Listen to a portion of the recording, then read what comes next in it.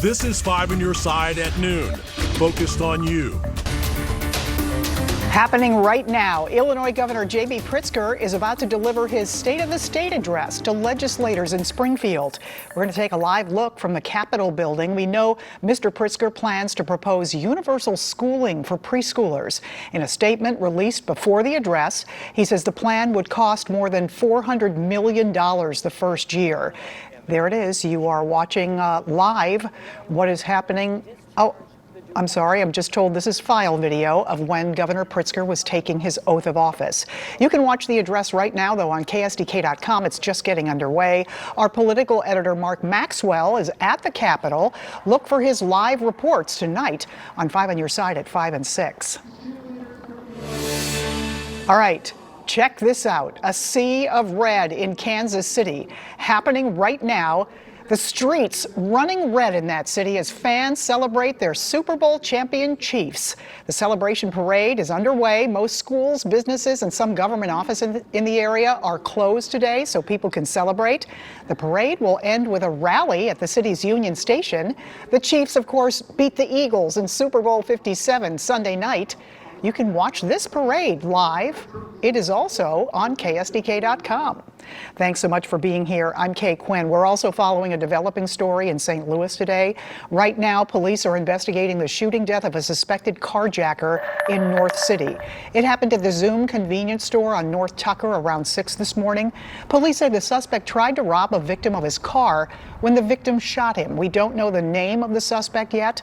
Officers say there's been an increase in carjackings at gas stations. They urge drivers to be vigilant when at the pump and to keep their keys on them at all times. Today, 2 young suspects are injured after a police chase. Police in O'Fallon, Missouri say the chase started overnight after officers saw the suspects breaking into cars at an apartment complex. During the chase, officers learned the Kia Forte they were following was stolen from St. Louis County. The Kia crashed into a power pole and caught fire on Interstate 270 at Big Bend. We're told the suspects ran from the car and were later caught and taken to the hospital. Lawmakers in Missouri are discussing a bill dealing with sexual orientation and identity in schools.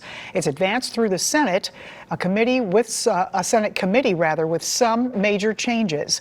The bill originally would have banned school employees who are not licensed mental health professionals from discussing gender identity or sexual orientation with K through 12 students. While under the revised legislation, schools would have to notify parents if their child questions their gender identity or asks to use different pronouns. It would also ban teachers from identifying students by their preferred gender without the parents' permission. A bill in Washington calls for the federal government to foot the bill for testing schools impacted by radioactive contamination.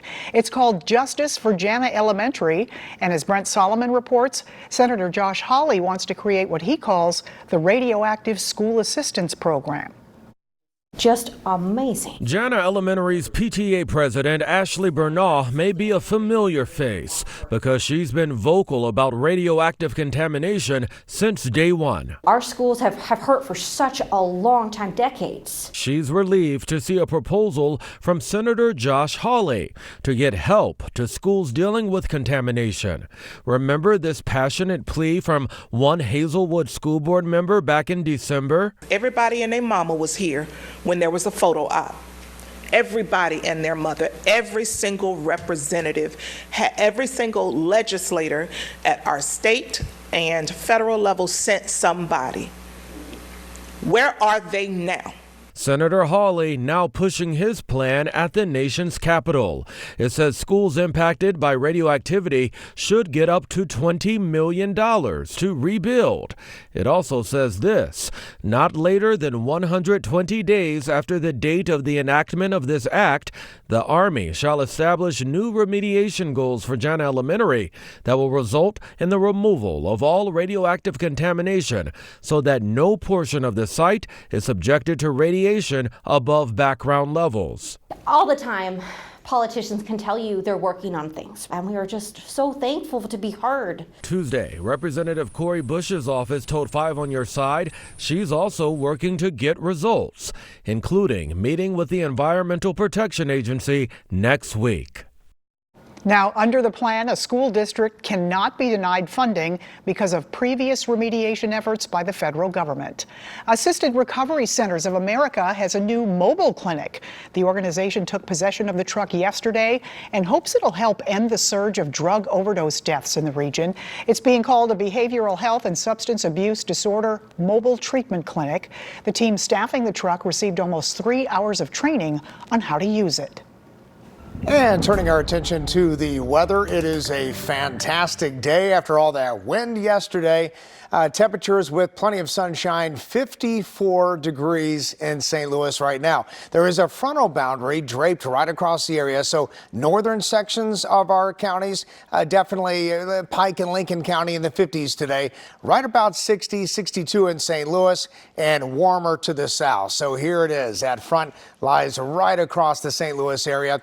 Now, what we're watching is winter weather, even from Kansas City to Kirksville, Quincy, and even the western suburbs of Chicago. And then right around St. Louis southward, we'll watch for the potential of seeing some thunderstorms late night tonight and into tomorrow. And then right after sunrise, all that rain moves out of here. So right now, though, it's very sunny and high temperatures today. A few clouds out there, but high temperatures very comfortable today, Kay. All right, thank you, Jim. Cardinals fans in the Metro East will be able to avoid the traffic and ride the bus to baseball games this year. WinStar Bus Lines is restarting the Redbird Express. It'll run from St. Clair Square and Fairview Heights on game days and take you to Gate 6 on the east side of Busch Stadium. Bus tickets begin at $15 a seat. WinStar says about 1,300 people use the service per game before it ended in 2019.